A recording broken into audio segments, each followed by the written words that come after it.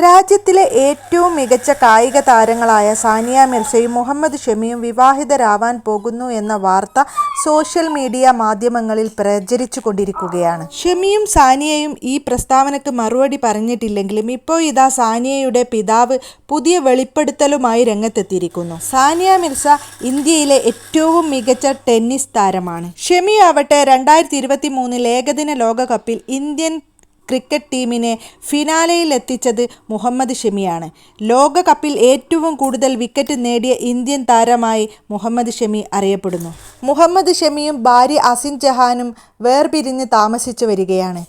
സാനിയയും ഷമിയും വിവാഹബന്ധം വേർപിരിഞ്ഞ് നിൽക്കുന്നവരായതുകൊണ്ടാണ് social media ഇവർ വിവാഹിതരാവുന്നു എന്ന ഗോസിപ്പ് ഇറക്കിയത്. രണ്ടുപേരും വിവാഹവേഷത്തിലുള്ള ഫോട്ടോകൾ സാമൂഹ്യ മാധ്യമങ്ങളിൽ പരന്നിരുന്നു.